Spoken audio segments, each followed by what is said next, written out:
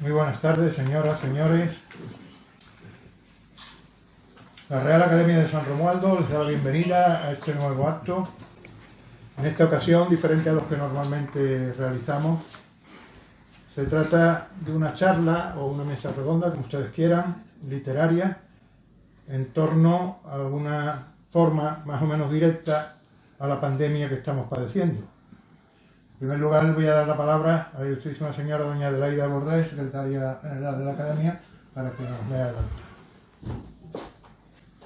En la sesión de Junta de Gobierno recogida en el acta número 371, se acordó incluir la mesa redonda literaria Narrar en Pandemia, una experiencia compartida, a cargo del ilustrísimo señor profesor don Manuel Ramos Ortega, catedrático de Literatura Española de la Universidad de Cádiz, y los ilustrísimos señores académicos de esta, don Antonio Bocanegra Padilla, doctor en Filología Anglo-Germánica y poeta, cuyo ingreso en esta tuvo lugar el 13 de diciembre de 1994, y del ilustrísimo señor don Enrique Montiel Sánchez, docente, escritor, y a cuya instancia tiene lugar esta mesa redonda.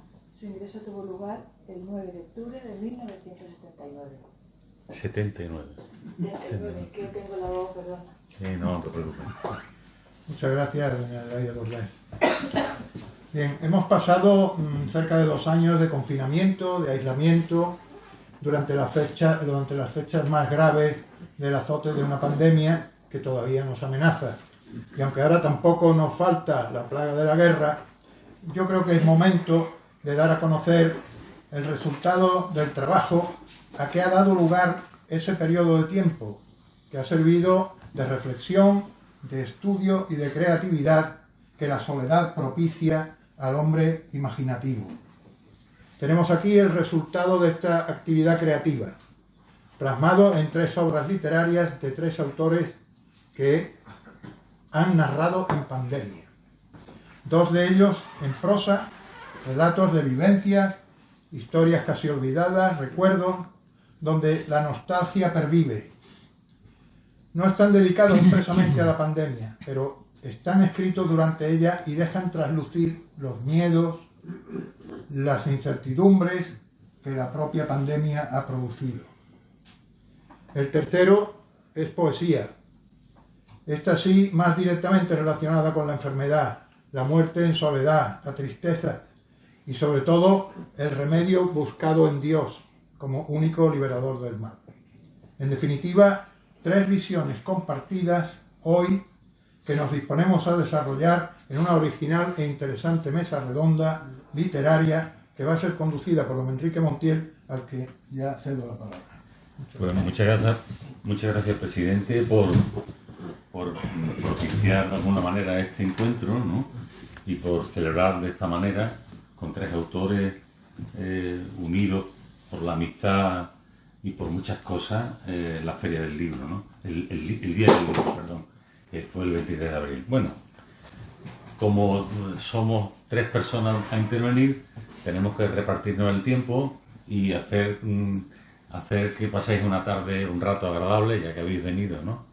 Entonces yo me gustaría... ¿Vas a empezar tú? Bueno. Sí. Bueno, la presentación que ha hecho la secretaria de Manuel Ramos es una presentación pequeña, porque claro, el presidente me ha dicho que hable más de él. Manuel Ramos es un extraordinario escritor y ensayista que durante mucho tiempo pues no ha podido escribir porque se ganaba la vida dando clases.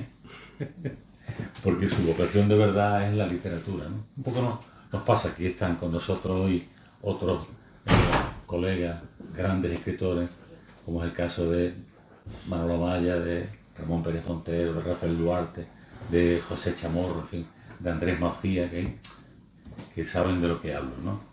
Entonces, nosotros lo que traíamos aquí, lo que ofrecimos a la Academia del Presidente era contar algo tan insólito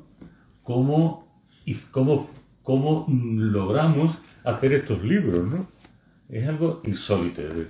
Nosotros habíamos participado en un proyecto solidario, escribimos unos relatos para un libro que la venta de los derechos de la venta se destinaban a fines solidarios. Pues desde comprar un frigorífico a una asociación que daba calor en la noche, no sé cómo se llama. En fin, todo lo que se ganó con esa edición se entregó a entidades solidarias, ¿no? Entonces, bueno, pues participamos los dos en ese libro de varios autores, ¿no?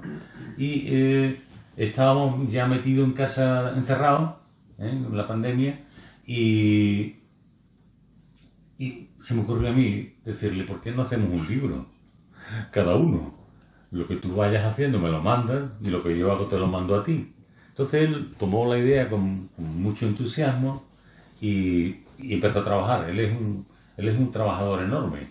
Yo no lo soy tanto, porque llegó un momento que me llevaba con la lengua de fuera, porque él cada día nos entregamos, claro, porque si yo tenía un día para escribir un relato, pero es que no lo hacía, no lo terminaba.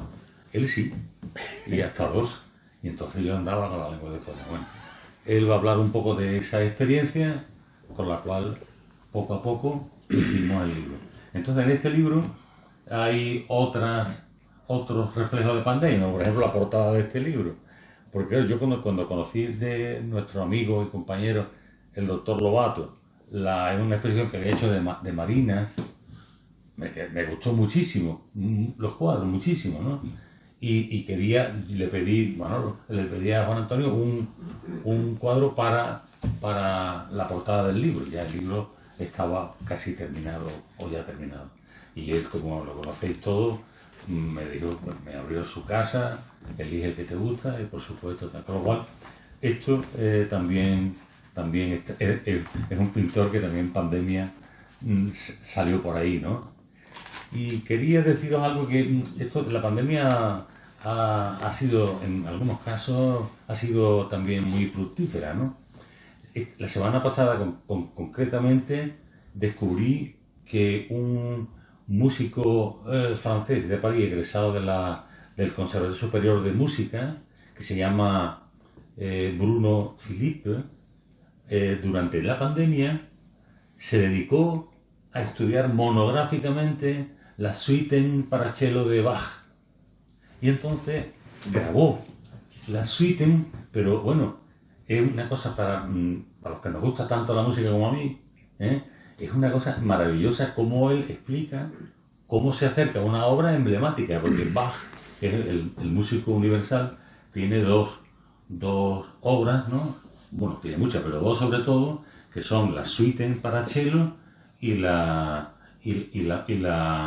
variaciones Goldberg, que otro autor, Glenn Gould, en los años 50, 60 y 70, dedicó su vida solamente a las 32 variaciones Goldberg.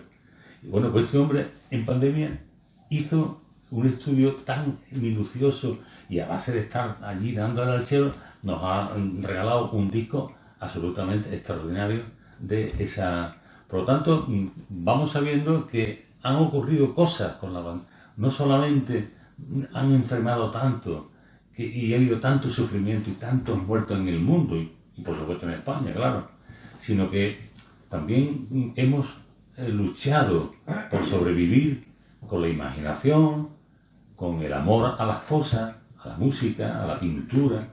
Entonces, yo creo que muy pronto irán sabiendo poco a poco el trabajo de tantos meses de encierro, de miedo, de enfermedad, de dolor, de pérdidas y de muerte, ¿no?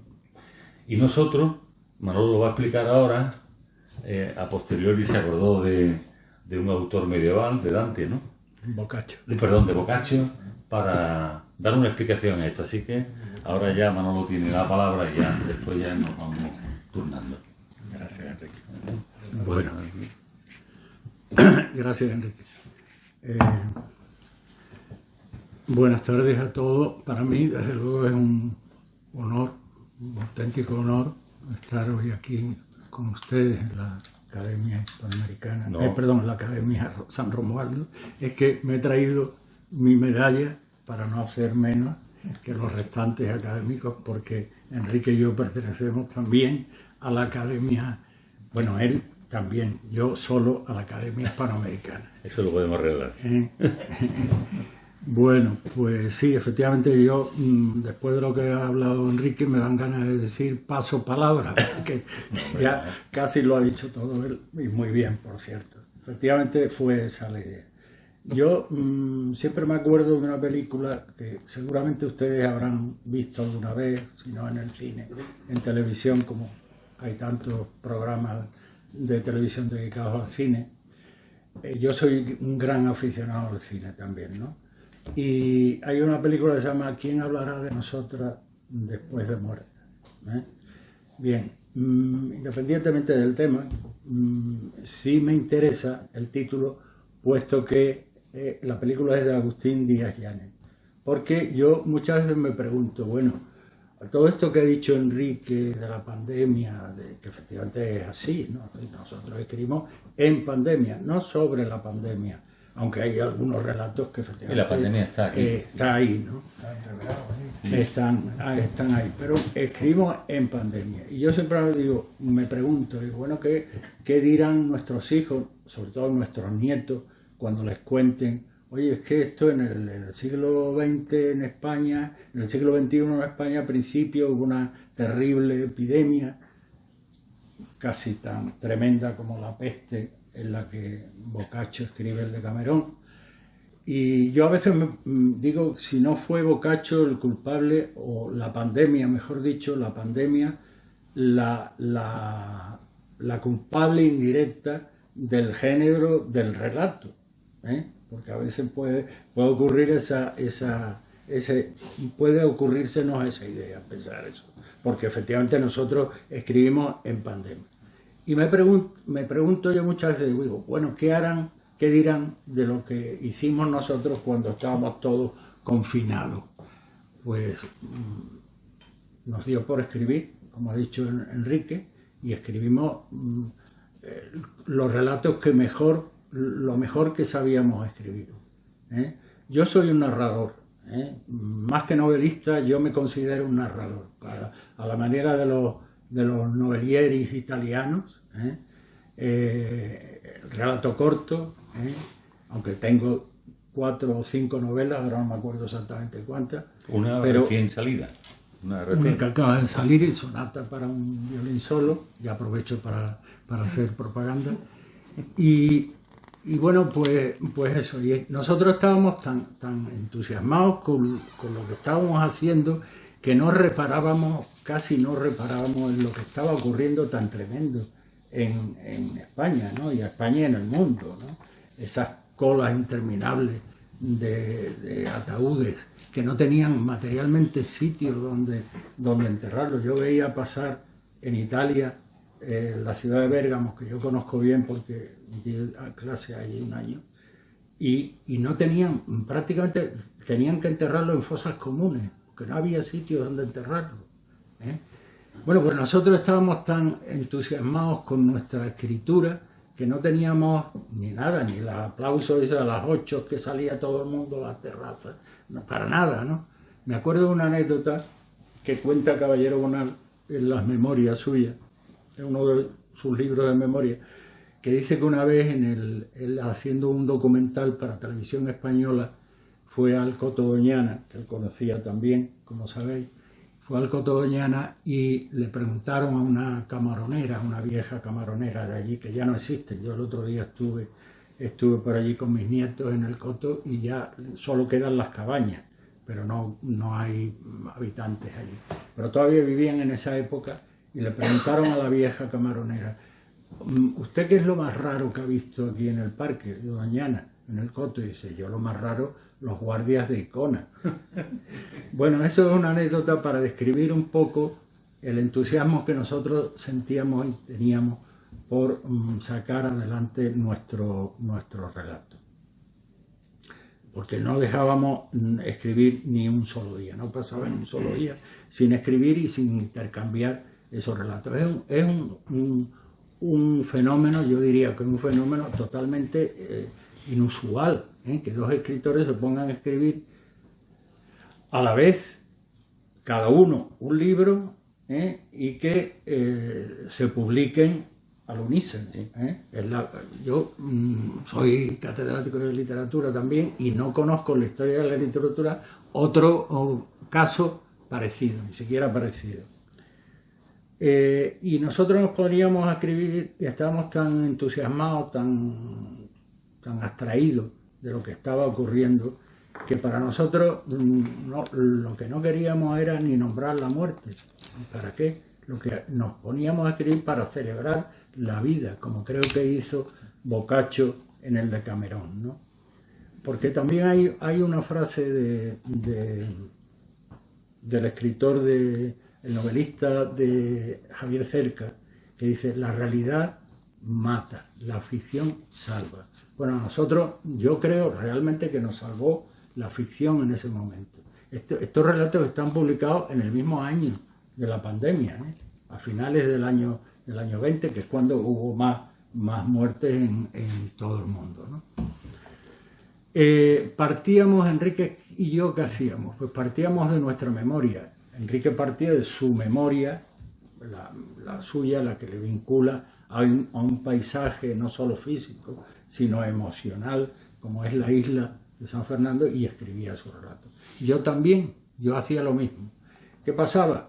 Que yo escribí dos tipos de relatos. Un relato que estaba muy vinculado a la memoria mía de Cádiz, de mi ciudad, de mi calle y casi de mi casa. Yo tuve la suerte de que nací en una casa muy grande que daba a 3 frentes: calle Cervantes, Gaspar del Pino y Benjumeda. Y allí ocurría, eso era el mundo era ese para mí.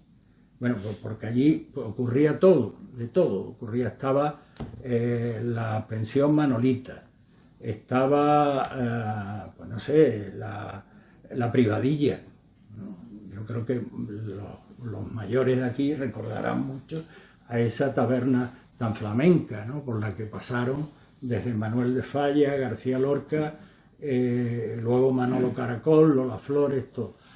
Estaba la Mariquita, una sombrerera gaditana en la que se hacían sombreros la burguesía de Cádiz, ¿no?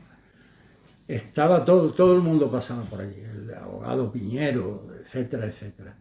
En fin, y para mí ese era el mundo. Yo no necesitaba moverme de allí, con asomarme a la terraza, al balcón o al fierro. Tenía suficiente. ¿Qué pasa? Hay una frase de Cernuda que dice que las ciudades a veces, como las personas, pasado un tiempo, cansan. Solo si el diálogo quedó interrumpido, es necesario volver a ella, ¿no? A mí me pasó algo parecido a esto, porque yo salí de la casa mía, de aquella casa natal, donde vivieron mis padres, mis abuelos, todo, pues salí con 20 años, 19 o 20 años para estudiar fuera, ¿no? Y ya no volví, me casé, todo, no volví. Pero claro, cuando yo me pongo a escribir, para mí la memoria, en el acto mismo de la escritura, es importantísimo. Yo creo que para Enrique también, para cualquier escritor, ¿no? Pues entonces yo reinicié ese diálogo que había quedado pendiente. Era un regreso emotivo, no solo físico, naturalmente, más emotivo que físico. Entonces, en ese tipo de relatos, pues yo escribí relatos como la taberna de la pensión Manolita, que he dicho, la taberna de Privadilla, Mariquita Cádiz, el callejón donde se encontraba la taberna de Pepe Vázquez y por donde pasaban los gays, ahora se dicen gays más conocidos de Cádiz, la Salvadora o la Petróleo, etcétera, etcétera, ¿no? Pero estaban también, fuera de aquella plaza, estaban la playita de las mujeres, a la que le dedico otros relatos también, o las garitas de la playa, las famosas garitas de la playa Victoria. En fin, ¿cuál ha sido mi labor en estos relatos? Pues ir reconstruyendo ese paisaje no solo físico, sino por supuesto emocional. Vamos a escuchar a Antonio ahora un poquito, ¿no? Perfecto. Sí. Sí. Antonio, Bueno, lo mío es completamente distinto a lo de los compañeros de Manolo Ramos y Enrique. ellos hicieron su trabajo conjuntamente, diríamos, en una comunicación continua. Lo mío fue una cosa aislada dentro del confinamiento en el que estábamos y que yo lo vivía de una manera muy íntima dentro del propio hogar y dentro de la familia. Lo mío es poesía. El libro no está publicado. Este libro, titulado Estos días en Albas, se escribió para el premio al que había concurrido con anterioridad en 3 o 4 ocasiones, el premio de poesía mística Fernando Rielo. En los tres libros anteriores que había presentado quedaron finalistas y me atreví por 4ª vez a concursar. Yo me encontraba, lógicamente, como hemos estado todos, aislados, con cierta tristeza, con muchas limitaciones y concretamente en la fecha del 27 de marzo del 2020, espero que lo recuerden, el Papa Francisco celebró una ceremonia en la Plaza del Vaticano, una plaza completamente vacía, lloviendo a mares, y era una ceremonia con vistas a rogar por el fin del contagio y de la epidemia. Aquello me dio a mí una idea en cuanto que citó aquel pasaje del Evangelio de San Mateo concretamente, en el que habla de el famoso episodio de lo que llaman la tormenta calmada. En esto se levantó una fuerte borrasca y las olas irrumpían en la barca, de suerte que ya se anegaba la barca. Él, Jesús, habiéndose despertado, increpó al viento y dijo al mar: «Calla, enmudece». El viento se calmó y sobrevino una gran bonanza. Bien, esto me dio a mí una idea de escribir sobre la tormenta que estábamos viviendo y con posterioridad la calma que tenía que darnos la visión trascendente que tenemos de las cosas, nuestra esperanza en Dios, etc. Entonces, el libro lo dividí en 2 partes, el poemario, el hilo conductor, el leitmotiv, propiamente es la luz. Enrique le puso la fábrica de la luz. La falta de luz es lo que yo quería contar. La falta de luz, la física donde se incubaba el miedo al contagio, el temor ante la muerte, la duda sobre nuestro ser, nuestras vidas, la soledad, el aislamiento que estábamos viviendo. Y por otra parte, la soledad espiritual, es decir, la falta de luz espiritual, la oscuridad del alma, la falta de Dios, las dudas, etc. Entonces, tormenta y calma. Voy a leer algunos poemas de la primera parte y concretamente el poema del prólogo en la segunda parte está escrito en alejandrinos completamente y es como una puesta en escena de lo que estábamos viviendo. Como aquellos discípulos estamos aterrados, impotentes y tristes en un mar de amenazas. La tormenta se acerca con nombre de contagio, de pandemia, de un virus mortal y despiadado. Nuestra barca sin rumbo, sin destino, varada, y en sus labios los rezos por alguno olvidados. Y angustiados y mudos se alzan las retóricas que los medios pregonan y las redes confunden. Menudean discursos y frases complacientes de aquellos que son dueños de vidas y de haciendas, porque el pueblo les dio su voto y su futuro, a cambio de promesas con luces y taquígrafos, a la verdad ajenas y cumplido imposible. Confinados estamos, aislados seguimos, los padres con sus hijos que lloran o preguntan. Ellos montan batallas, soldaditos de plomo, y corren por la casa con saltos de palomas y chillidos agudos que suenan a inocencia. Las madres abnegadas triunfadoras sin mirtos, cargadas de renuncias y sueños incumplidos, de ilusiones frustradas y dolencias sin cura, ateridos sus miembros, dobladas las espaldas por noches sin sosiego y largas duermevelas, insensibles sus brazos a tiempo desgastados, invitadas ilusas de una fiesta sin vinos, con el miedo en sus cuerpos y el temor al contagio de sus hijos y esposos, de sus padres y hermanos. Y hay ancianos perplejos, los que dieron sus vidas por crearnos riquezas que en sus manos tuvieron un país devastado, superando una guerra de hermanos contra hermanos, de hijos contra padres, y que dejan de herencia el pan que no comieron. Como aquella tormenta que nos narra Mateo, una tóxica nube nos vino desde Oriente, un tsunami viral que sepulta los cuerpos y amontona ataúdes en morgues y gimnasios.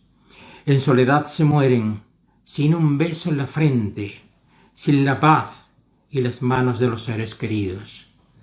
Sin rezos, sin plegarias, hacinados, sin nombres, gritarán la crueldad de este mundo que dejan, sembrado de egoísmos, sin fe que les conforte. Será Cristo tan solo quien acalle esas voces que hablan de impiedad y lloran su abandono.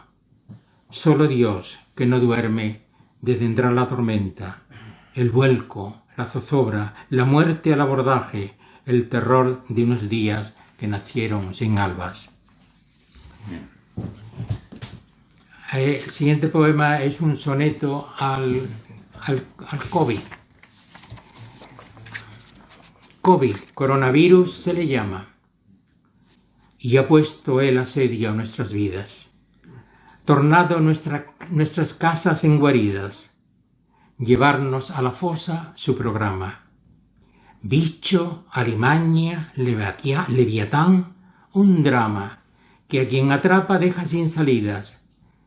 Sus llagas tantas, tantas sus heridas, inermes todos ante tan vil trama. Estamos en las manos de un mal ciego, su contagio amenaza, nos hostiga, y en su misión no admite tregua o pausa. No ceja en este empeño y con su juego de duelo a vida o muerte nos fustiga, que el mal haya placer cuanto mal causa.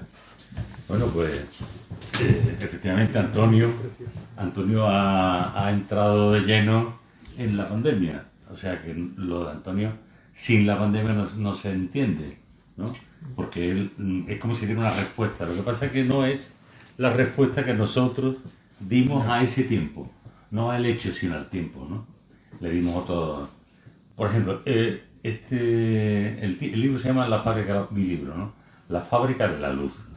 La fábrica de la luz, como saben todas las personas que son de aquí, le llamaban la nacional o la sevillana. Y entonces, para mí tenía una cosa que era un edificio completamente cerrado, cada vez más ruina, pero tenía una bugambilla impresionante que rebosaba y salía a la calle, ¿no? Entonces, claro, Cervantes, eso era una metáfora de... Dame cosas... Sí. Era evidentemente una metáfora que que estaba para que yo la cogiera, ¿no? ¿Cómo es posible en ese espacio de ruina que brote una planta tan colorida, tan bonita y además que sale por fuera de la verja y da a la calle? Y entonces, por eso titulé un relato, La fábrica de la luz, y el libro La fábrica de la luz, porque la fábrica de la luz para mí era la metáfora de la resurrección y de la belleza. La belleza puede contra la muerte, la belleza puede contra la ruina, contra el vacío, contra la soledad, contra todo lo malo, puede la belleza. Sin belleza, ¿qué seríamos? Yo lo hablo muchas veces con mi amigo Manolo Amaya, que es un gran poeta y un gran novelista, y está de acuerdo conmigo en esto, ¿qué sería de nosotros sin la belleza? Claro, estoy mirando a Juan Antonio, que es un pintor. El pintor está buscando todas las formas de la belleza. Todas. Bueno, pues esto era un poco también, un poco el ensayo. Manolo, es que nosotros cuando hemos hablado, él habla muchas veces de mí, yo de él, ¿verdad? Sí. Entonces, Antonio ha leído, miren ustedes qué diferencia de tratamiento a la enfermedad. Un relato, voy a leer un poquito, no todo, aunque son cortos, un relato que se llama Botellas por Globo. Botellas por globos. Por globos. Botellas por globos. Y le pongo unos versos de mi amigo Juan Jotelli. Dice: mi nombre ya no cabe en ninguna pregunta.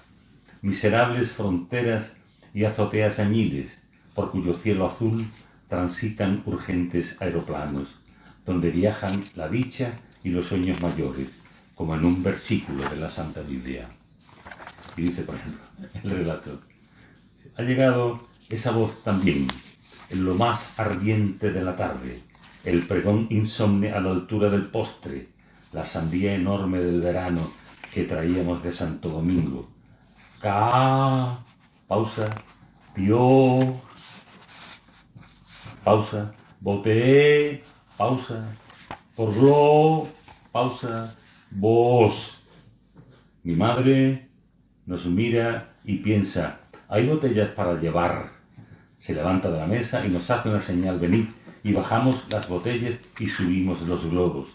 Esta vez no hay un globo para cada uno. La manera de darlos a valer es no darlos. El hombre cuenta las botellas y las pone con cuidado en unos serones montados sobre la bicicleta. Mi madre es la administradora de los globos. Las niñas primero.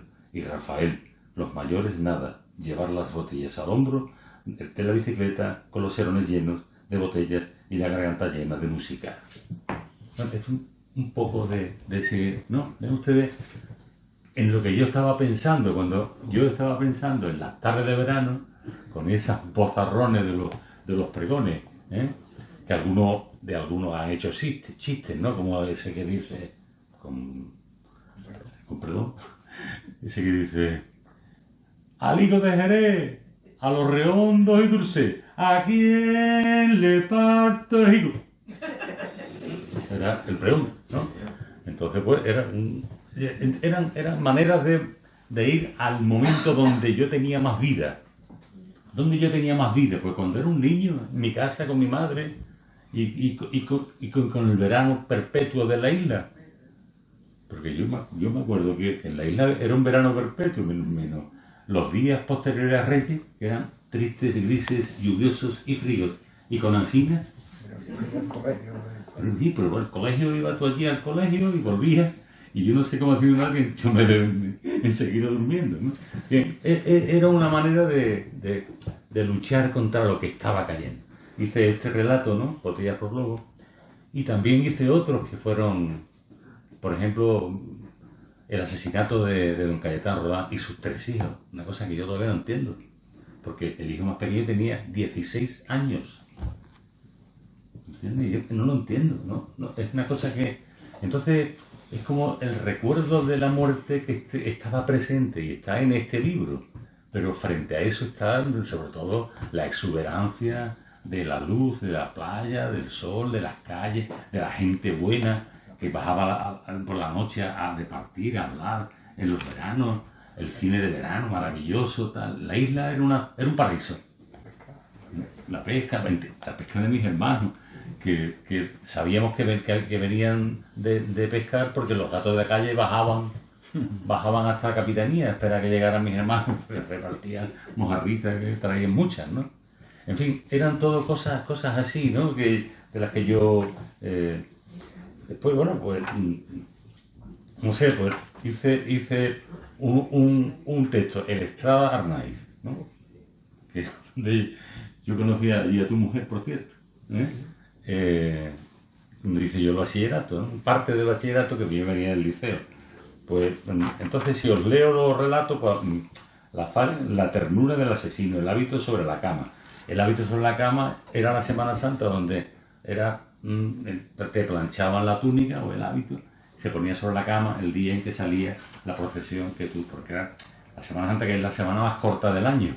No sé cómo sale columna y de pronto estoy viendo al almirante en el Santo Entierro, como esto, ¿cómo puede pasar tan rápido la Semana Santa? Bueno, este tipo de cosas son las que... y también otro tipo de relato, ¿no? Me conoce muy bien, como es un sabio, me conoce muy bien y sabe lo que va por dentro, ¿no? Y él dice que yo soy un escritor del oído, ¿no? Oral, eres un escritor oral. Y entonces, pues, ese tipo de cosas... Tiene un gran oído para recoger la palabra, ¿no? La frase. Sí, había cosas, ¿no? Había cosas también que a mí siempre me han impactado mucho. Un relato que se llama La voz de Federico, ¿no? No hay una grabación de Federico García Lorca. O sea, lo mataron como 4 o 5 veces. Al matarlo, no hay una grabación de un poeta tan maravilloso que ha llevado el nombre de España al mundo entero. No hay una grabación. Entonces, pues yo escribí un relato, La voz de Federico. Y en fin, perdona que te interrumpa, no, pero no es para nada. para conversar los tres, ¿no? Sí, claro. La idea, ¿no? Eso se trata. Decía Fernando Quiñones, gran escritor y sobre todo gran cuentista, aunque a él no le gustaba que lo llamaran cuentista, sino relatos. Sí, bueno, nosotros le llamamos relatos también. Sí, nosotros le llamamos porque relatos. no hacemos cuentos. No, tenemos cuentos, pero no hacemos cuentos. Sí, en mi pleito. No, decía que el poema era el vaso de whisky, el whisky. El relato era el whisky con hielo. Y la novela era el whisky con hielo y con agua. Bueno, yo, perdonándome Fernando, yo creo que el relato, un buen relato, es como un buen poema. Es como un buen poema. No sé si estaréis de acuerdo. Un buen relato escrito es como un soneto, es redondo, Sí. con un final inesperado muchas veces, ¿no? O por lo menos esa es la idea que tengo yo de cuando escribo un relato, ¿no? Se me ocurre una idea, la paso al papel, a veces puede basarse en hechos reales que yo mismo he vivido, otras veces no lo he vivido yo, lo ha vivido un escritor, por ejemplo, como Juan Ramón Jiménez. A Enrique le gusta mucho un relato mío que se llama La negra y la rosa. Bueno, ese relato está basado en el poema de Juan Ramón Jiménez, La negra y la rosa, del libro Diario de un poeta recién casado. Y es que Juan Ramón, cuando iba andando por la ciudad de Nueva York, pues llevaba su cuadernito en el abrigo que tenía, y al lado de Zenobia, no se separaba de Zenobia porque se hubiera perdido en Nueva York. Imaginaros a Juan Ramón en Nueva York solo, ¿no? Y cuando llegaba al hotel, él los apuntes que había ido tomando los pasaba a poemas. Eran poemas presentistas, es decir, escritos en el mismo momento en que él ha tenido la inspiración de ese poema en concreto. Una vez en el metro en el subway de Nueva York, se sube una negra, y esa negra se sienta, hay un sillón para ella, una silla para ella libre, afortunadamente, porque ningún blanco le va a ceder a una negra en aquellos años el sitio, y se sienta y lleva una rosa blanca en la falda, en la rodilla apoyada. Claro, Juan Ramón se queda verdaderamente entusiasmado, ¿no? Con esa negra, el contraste entre el negro, el blanco, tal. Bueno, yo y lo escribe ese poema, La negra y la rosa. Yo me he imaginado, me he puesto al lado de Juan Ramón, como si yo fuera con él viajando en ese momento, y he visto cómo introducía la mano en el bolsillo de la chaqueta, del chaquetón o del abrigo, abría el cuaderno de pasta negra, de hule negro, y escribía 2 o 3 frases, 2 o 3 cosas. Y cuando llegaba al hotel, escribe el poema. Y escribe el poema y yo pienso, me imagino, que en el cuaderno en el que está escribiendo el poema Juan Ramón está todavía, persiste el olor de la rosa en el cuaderno y en el poema. Esa es la idea que yo he tenido al imaginarme ese poema. Hay otros relatos, como yo he tenido la suerte de conocer también a muchos poetas o hijos de poetas, pues escribo relatos sobre estas experiencias que yo he tenido. Por ejemplo, a Manuel Altolaguirre, yo conocí en Bérgamo precisamente a la hija de Manuel Altolaguirre, ¿no? A Paloma Altolaguirre. En el mismo momento estaban Paloma Altolaguirre y la hija de Gerardo Diego. Fue impresionante, ¿no? Porque había que ver las miradas que se cruzaban una y otra, ¿no? Vamos a Antonio un poco. Sí, por favor. Me toca a mí, ¿no? Bueno, sí, tiene que, no hace falta que leas poemas ni nada, y hablar de lo que... No, si yo voy a hablar tengo que hablar de poesía, Claro, que es sí, por supuesto, claro. lo que he hecho, ¿no?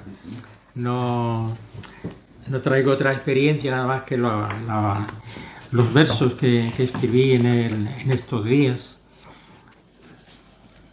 Es hoy nuestra existencia, uno de los poemas que componen el libro, un pájaro sin alas, temblante y sin futuro, un campo yermo, un terreno cubierto de marismas, un camino de abrojos, casa sin techo, andén para un viaje de ida y sin retorno, un desván de penas e indigencias.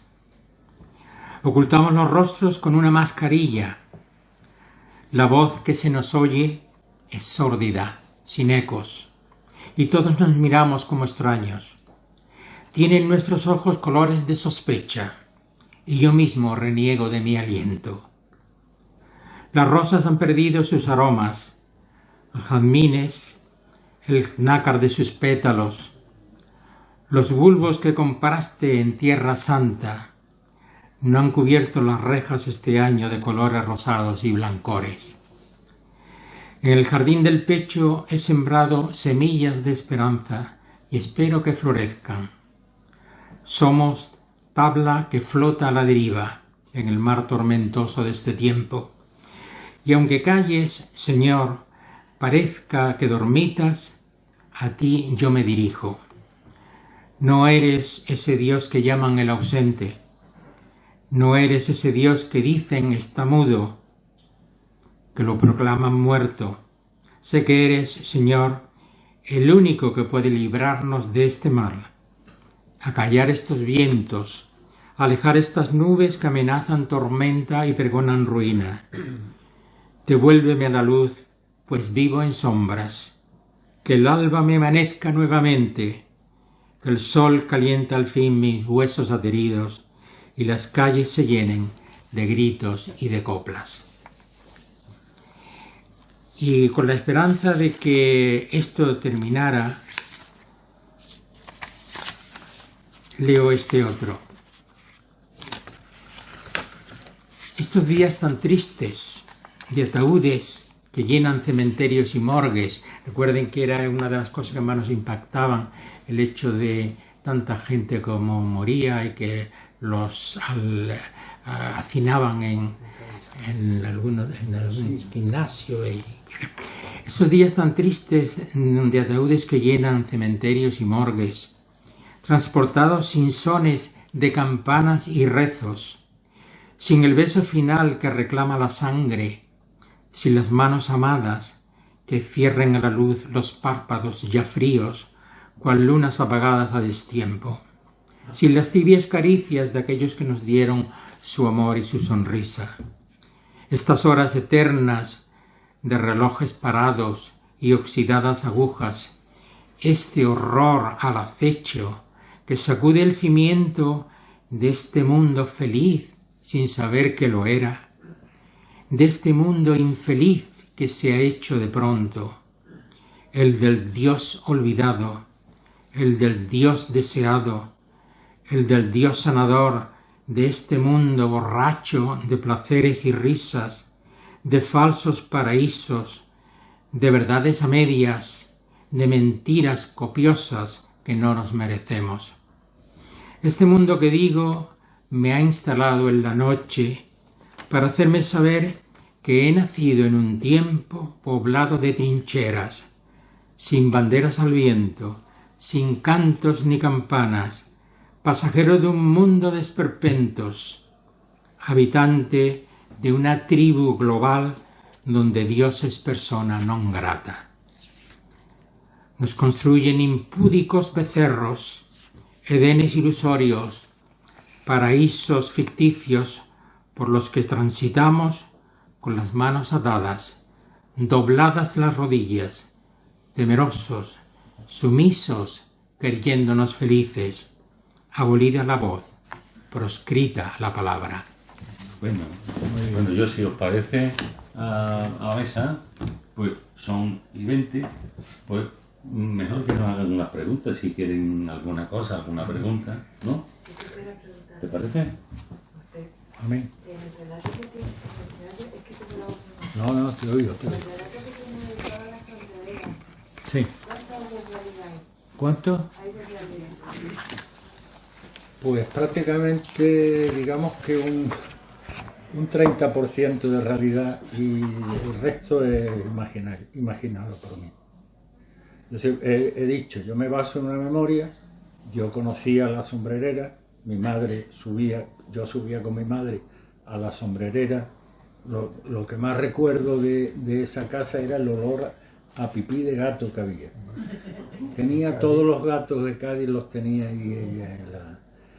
Y luego el resto es imaginado por mí, porque me invento un relato que es ella, el marido tiene un amante y un día sorprende al marido con la amante. No sé si lo más la ha leído y por eso me pregunta. Es que es tan verosímil y tan de la época y tan bien, con una atmósfera tan bien descrita y tan bien que estás allí dentro. ¿Entiendes? Por eso preguntaba. Sí. Que, claro, el narrador no Sí. tiene nada que ver con el autor. Pero... Es divertido, yo creo que es mixto, ¿no? Tiene parte de comedia y parte de tragedia, ¿no? Y de intriga también. La intriga Un poquito de intriga. también, ¿no? Esa ocurrencia que tengo en un momento dado, que la sombrerera en la cárcel, pues nada más y nada menos que funda un atelier para las internas, ¿no? Y todas aprenden allí bueno, y las autoridades de prisiones se lo agradecen muchísimo, ¿no? Porque gracias a eso, bueno, cuando vuelve ya a la casa, pues tiene lugar el famoso incidente que no quiero revelar. Exacto. Para que lo leáis y lo os sorprendáis, porque yo siempre suelo terminar los relatos con algo así sorpresivo, ¿no? Que se necesitaba esa vuelta de tuerca para... Necesitaba, sí. El contraste, ¿no? ¿Qué más? Yo felicitar a la mesa y por alusiones a la belleza, decir que estoy totalmente de acuerdo con que es el leitmotiv de la vida de los artistas, no solamente por supuesto de los pintores, que sí, pero también de los músicos, también de los escritores. En ese sentido, nuestra academia pues tiene las tres ramas del conocimiento y cada uno busca su belleza a su modo. Pero esa palabra es justamente la acertada, porque ya Albert Camus decía que el único argumento para no suicidarse en este mundo era el conocer la belleza, y la belleza de cada uno es la belleza que cada uno de los artistas pues también se traduce. Es decir, alguien podrá decir que un cuadro de Picasso no es bello, porque tiene una idea clásica de una belleza griega, pero cuando el conocimiento te lleva a encontrar la belleza de cada uno, en la escritura, en la música, en la literatura, en la poesía o en la pintura, pues se te abre un gran firmamento de posibilidades, de disfrute y sobre todo de amplitud de miras. Y esa amplitud de miras siempre enriquecedora y favorece la tolerancia, favorece el respeto, favorece el conocimiento. Y por lo tanto, pues a mí solo me queda compartir esas palabras que tú has dicho, Enrique, las comparto totalmente, y felicitar a la mesa la amplitud de ideas que estáis aportando. Yo no me resigno a no contar aquí una cosa que yo viví con Juan Antonio Lobato, y es que estuvimos en Roma delante del retrato del Papa Inocencio, porque somos como unos fanáticos de ese, claro. Y él estuvo, él como pintor, estaba entusiasmado viendo aquello y explicando cosas, yo estaba con él, ¿no? Y lo traje aquí, lo traje al libro, en un relato sobre el Papa Inocencio en este libro, ¿no?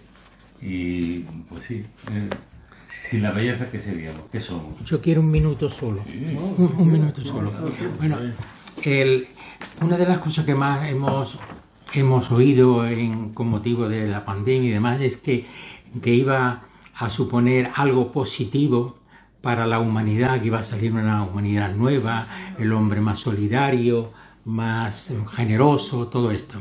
Bueno, pues yo escribí un soneto que en un principio puse utopía, y por fin he puesto el hombre que sería, el hombre que podría ser, y que uno duda si realmente la pandemia llegará a tanto.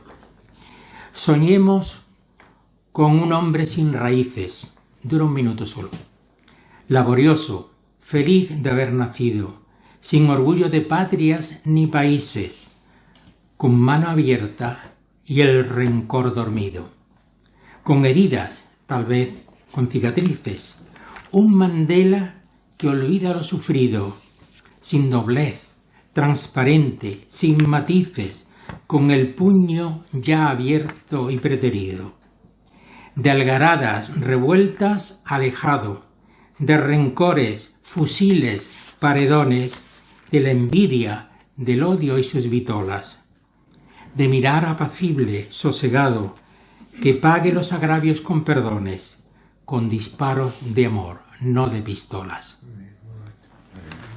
Bueno, yo voy a leer un poquito, muy poco también, me lo ha pedido el almirante. Voy a leer un fragmentito de un texto que se llama Poniente. Dice así: quien eres, tu vida era. Uno sin otro no sois. Luis Cernuda, del que es un experto, el doctor Ramos. El poniente sopla, se dice así. Hay expertos en vientos. El almirante me dijo que de Ferrol no se es, se viene siendo. Lo mismo, el poniente sopla y hay ponientito y ponientazo. Luego está la versión máxima, aplicable a muchos otros fenómenos atmosféricos. El poniente del carajo es lo máximo, casi para no salir de casa. El ponientito es como una brisa fresca que llega del mar. Los vientos llegan por el mar a todas las islas. La isla y Cádiz forman una isla. Donde más se sabe de vientos es en las islas. Pues que acabe de escribir una tontería. Puede que acabe de escribir una tontería. Pepe Oneto me dijo una tarde en Madrid que olía a marisma. Lo miré fijamente a los ojos. Lo creí.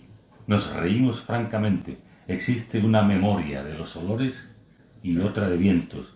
Debe ser así. La memoria es un hecho múltiple. Hay quien solo tiene buenos recuerdos. Me lo dijo Finita un día. Me impresionó muchísimo. Que tenía mala memoria, pero buenos recuerdos, etcétera.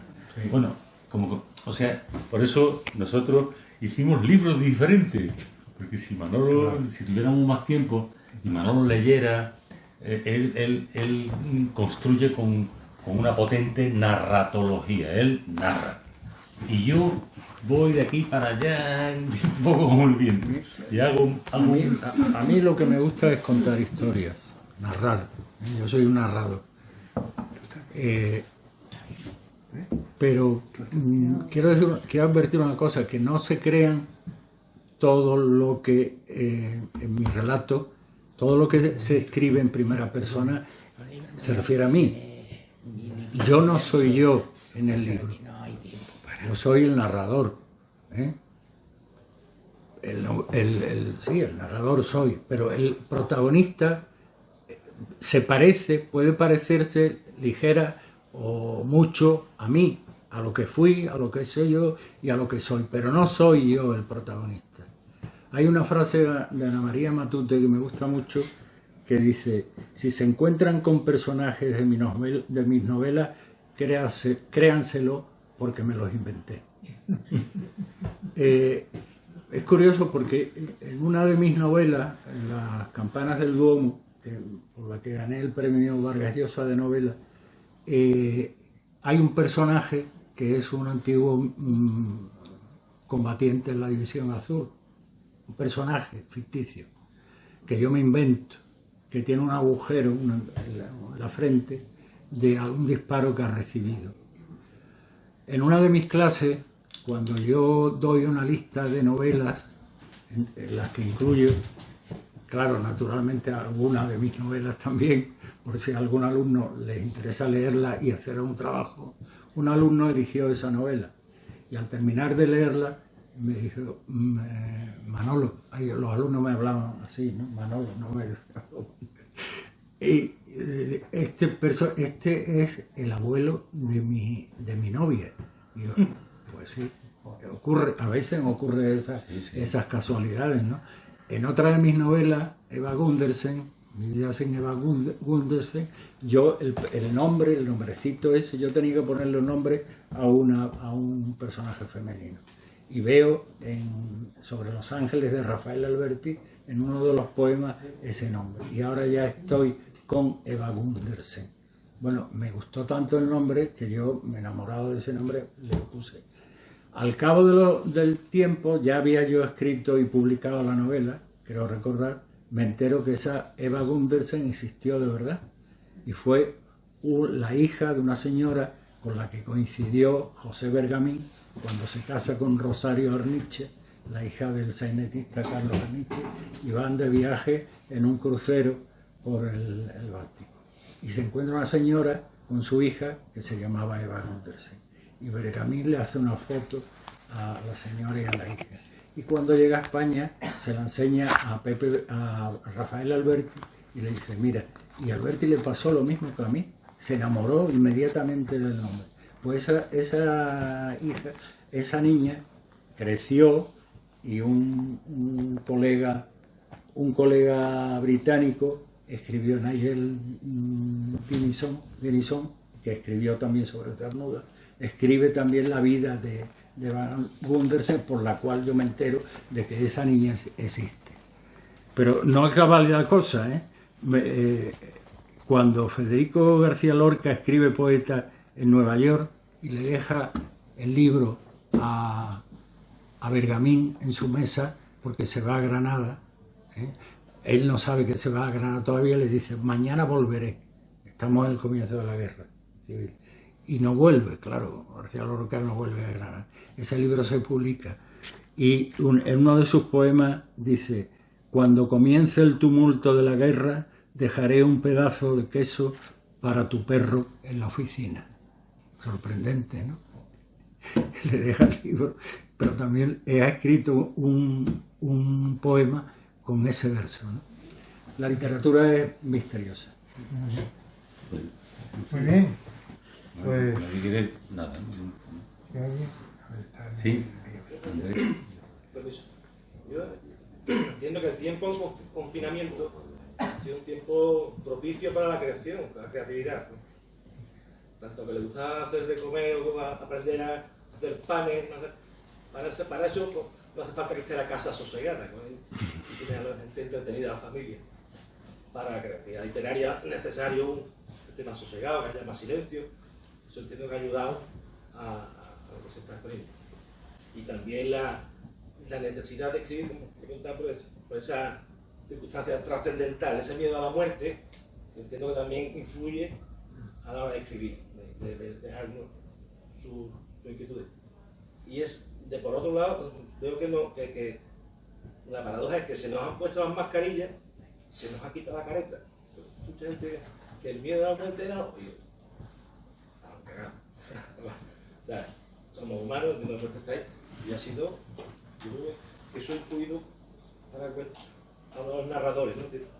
Ese momento de sosiego, esa necesidad, y si no hacer masa de pan. Sí, pero que lo que queremos nosotros resaltar, sobre todo Enrique y yo, Lo de Antonio naturalmente es diferente, ¿no? Es resaltar que nosotros no nos encerramos ahí, vamos, ay, qué pena, esta epidemia nos va a causar la muerte, vamos a ir con los pies por delante. No, es que celebrábamos la vida por contraste, si quieres, ¿no? Era Y la buscábamos por todas partes, la buscábamos. Una lucha contra la respuesta. No, la buscábamos. Buscábamos la alegría y buscábamos el recuerdo, buscábamos los momentos felices, como es la madre.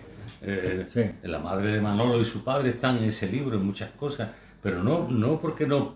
Esto es un análisis posterior. El anterior es que escribíamos a borbotones, ¿no? Y que salía precisamente porque como perseguíamos ese objetivo, lo que nos salía esto que está publicado, ¿verdad? No, es que, Enrique, yo veo, y vosotros de la mesa, lo primero de todo, felicitaros, de verdad. Ya sabéis que yo siempre digo la verdad si puedo. Entonces, lo que quiero deciros es una cosa, mira, esto todo lo que vosotros habéis dicho, un día hay que levantarse, digamos, y exponer sus cosas. Cuando yo veo la bahía un día de estos de Placidé, donde parece un plato donde el líquido no se mueve de su nivel, y al otro lado veo a la gente bañándose en la playa del Atlántico, la gente, yo digo, está muy tranquila, pero yo me siento en pie. ¿Y sabes por qué? Porque creo que el ingenio y la creatividad también están dormidos. Y entonces yo digo siempre que el ingenio y la creatividad es un ejército espiritual que necesita divergencia, como todos los ejércitos. Y entonces, para ello, los ejércitos, para esa divergencia, tienen que tener una causa. Y la causa aquí ha sido el virus, la pandemia. Pero también tiene que tener un almirante. Y ese almirante que lo dirige es la persona que crea y la persona que imagina y la persona que tiene ingenio. Y esa persona un día tiene que decir, como diga aquel almirante, hoy no es día de mojar la pólvora, sino de incendiarla y para adelante. Esta señora quería intervenir. No, solamente quería preguntaros hasta qué punto habéis sido capaces de aislaros completamente de lo que pasaba o todo lo contrario. Es decir, hasta qué punto os ha influido y hasta qué punto pensáis que vuestros escritos pueden servir, pues eso, para la posteridad, para saber y entender los sentimientos de estos años de pandemia. Pues eso me refería yo en la presentación que hice, en el prólogo, digamos, de mi presentación, que ¿quién hablará de nosotros cuando no estemos aquí? Bueno, pues una muestra será esta, la de Antonio, la mía. El testimonio, la historia de la literatura es así también, ¿no? A lo largo de los años. No, ¿sois capaces de aislaros hasta tal punto de escribir No, sin...? es que esas eran nuestras circunstancias. No había otra. No había otra. Sí. Miguel Hernández escribió poemas en la Guerra Civil, impresionantes, ¿no? O Antonio Hernández. Antonio Hernández, lo último que escribió, ¿no? Esta luz y este sol de mi infancia. Ahí está Antonio Machado. Antonio Machado, sí. Machado. Estos días azules y estos días azules y este sol de mi infancia. Elena, dime. ¿Cuál es el último pensamiento que tiene Antonio Machado? El recuerdo de la infancia, ¿no? Que a mí me parece como imposible, ¿no? O sea, aislarte de las circunstancias, sobre todo en una labor tan interiorista, ¿no? Tan interior, tan íntima, que incluye todo lo... Bueno, en realidad ese aislamiento, esa soledad, contribuía en parte a la inspiración, ¿no? El libro es muy amplio, tiene muchísimos poemas. Yo he traído una pequeña muestra y de lo que he traído he podido leer una tercera parte porque lógicamente tenemos que compartir la mesa y había mucho que decir. Son libros muy amplios con una gran cantidad de relatos y de acontecimientos. Lo mío es más íntimo, lo más personal, más sentido, lógicamente, como poesía, como lirismo. Y bien, yo disfruté con lo que escribí y ahí está, no se ha publicado, como ha ocurrido con otros que concurrieron al premio ese de poesía mística, en el que después de cuatro convocatorias y las 4 quedé finalista, pues ya comprobé que no había posibilidades de avanzar, pero vamos, uno no escribía para eso, sino que la inspiración me vino con aquel acto del Papa en la plaza, que me impactó bastante y me dio pie para eso, para hablar de la tormenta que vivíamos y de eso que esperamos que llegue un día la calma y que se solucionen estos problemas y que podamos seguir adelante y que cada uno viva su último día cuando Dios quiera y nada más.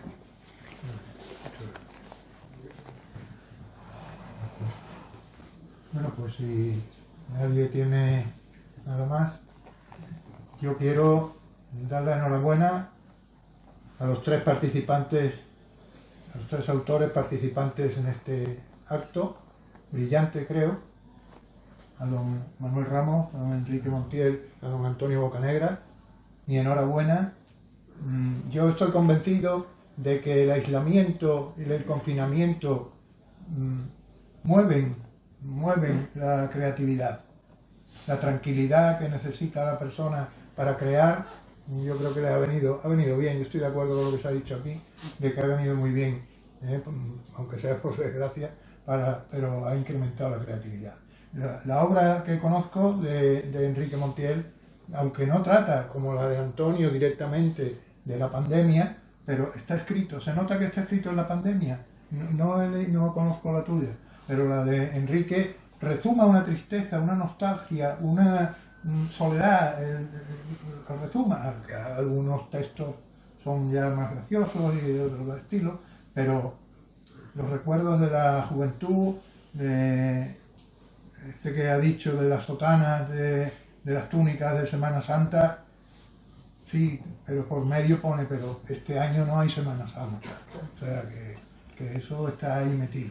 Muy bien, pues enhorabuena. Yo creo que hemos pasado un rato muy agradable, una velada estupenda, literaria, y quiero hacer entrega a cada uno de los participantes de un recuerdo, que es el cartel que hemos, mira, ahí tenéis pandemia y libros. Gracias. Y Antonio. Muy bien. Gracias. A mí me ha gustado mucho el acto, y no sé si ustedes también. Pues muchísimas gracias.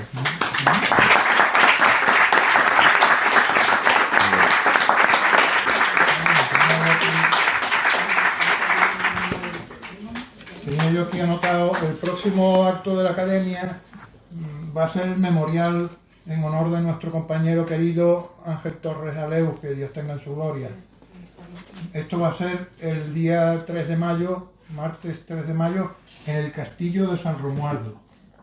Y a continuación se va a inaugurar una exposición de fotografía artística basada en la obra de don Francisco de Goya.